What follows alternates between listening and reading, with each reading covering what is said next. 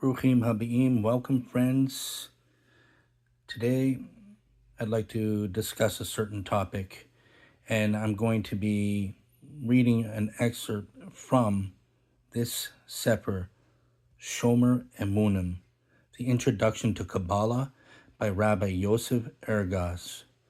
Now, I've seen videos and had certain people reach out to me about a certain concept in Kabbalah, and I've been seeing it taken completely out of context, misunderstood, and even dangerous, in my opinion.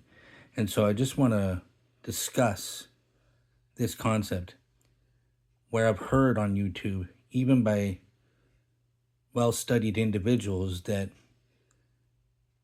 insinuate that the Sefirot in Kabbalah have to do with Hashem having sexual intimacy within himself. And so this concept is actually brought up here in Shomer Emunim. And in the beginning of this book, there's a debate between two individuals, one that opposes Kabbalah and the other that defends it. And it's to bring out answers and understanding, and it's well laid out. And so I'm just going to read a certain section here. And so the first individual of this debate, his name is Shealtiel, and he asks, why are the Sefirot related to in the terms of male, female, and intimacy? And he says, now I know that my question about this point, about Kabbalists relating to God with physical terminology, was not logical. Nevertheless, I'm still surprised what I saw written in kabbalistic works, that they discuss Zivug, sexual intimacy, and Ibur, gestation, in relation to the Sefirot. This Sefirah is referred to as a male, and that Sefirah is referred to as a female. It is very strange indeed to relate to the supernal levels with these ideas. Even though I know you will certainly answer that this is all an analogy, please, can you tell me what this analogy teaches and what is the essential reason for using these concepts?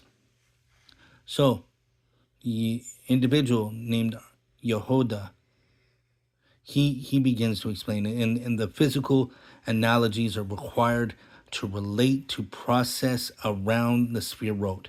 So he begins, male and female are descriptive terms for the one who bestows and the one who is bestowed upon.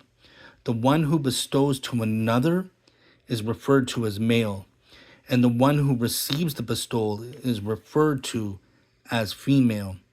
The secret of Zivug, sexual intimacy that relates to the Sefirot, is the connection and the attachment of the male who bestows with the female who receives. The concept is the sweetening of the Giverot judgments. The female with the bestowal of chasadim, kindness of the male. This is as explained by the Arizal. It is hinted to by our sages who said, at first it arose in God's thought to create the world with the characteristic of din, judgment, Giverot. He saw that it could not endure, so he joined the characteristic of rachamim, mercy, chasadim, together with it. And this union of the characteristic of mercy with the characteristic of judgment is the very secret of the Zivug.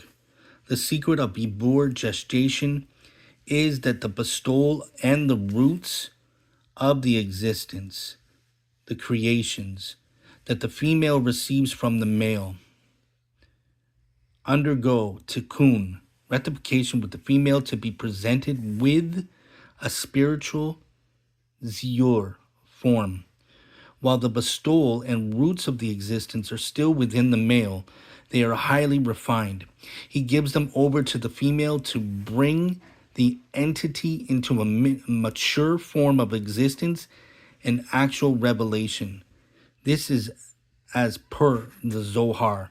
All of existence is incorporated within the Sefirot of Chokhmah. Nothing exists from Chokhmah except via the known pathways directly to Bina. From Bina, everything is made and it undergoes tikkun as per the verse, and it is established with Tivuna. It is about this that the verse says, "You have made everything with Chokhmah," where made means with Bina. Therefore, all actions are incorporated within Chokhmah, which is the male. Through handing over of the actions via the secret of the Zivug to Bina, which is female, they come into existence and are made in a real revealed way, which is the tikkun. In general, the concepts of Zivug, sexual intimacy, ibur, gestation, birth, suckling, and maturity are all descriptive terms relating to the bringing into existence of all creations, and the way in which their existence cascades down all the levels from the higher levels of existence that are relatively more refined and concealed to lower levels of existence that are relatively more coarse and revealed, until they are ultimately reach a final completed state of existence.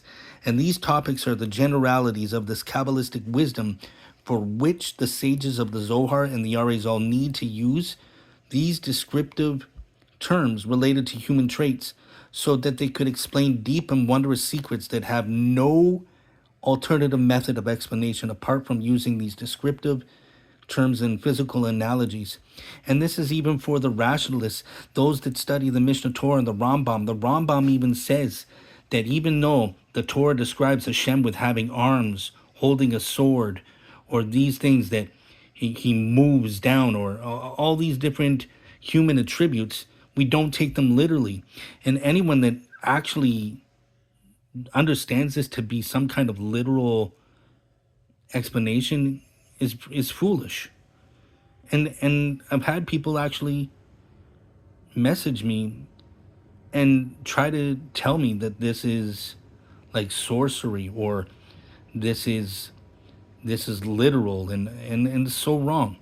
And this is what motivated me to do this video. And so, just going on to the end of this, these topics are the generalities of the kabbalistic wisdom for which the sages of the Zohar and the Arizal needed to use these descriptive terms related to human traits so that they could explain deep and wondrous secrets that have no alternative method of explanation apart from using these descriptive terms and physical analogies. It is not their intention, it's not that their intention is to relate chas v'shalom, human traits, to the Sefirot. It is, as I mentioned to you, in the names of Arizal and other Kabbalists, that in order to understand, permission was granted to us to use body, limbs, and concepts related to the body as an analogy. This is because man's body structure, form, its matters, its goings, comings, and occurrences are all fashioned, undergo tikkun, rectification, and are arranged with wondrous wisdom in a likeness and image of the supernal levels of existence and of their actions and concepts. For man is a miniature world, and it is therefore appropriate to use his physical form as an analogy and likeness for all of the worlds in order to explain the secrets of existence and supernal secrets that are imperceptibly concealed. It is similarly stated, "Through my flesh I see God."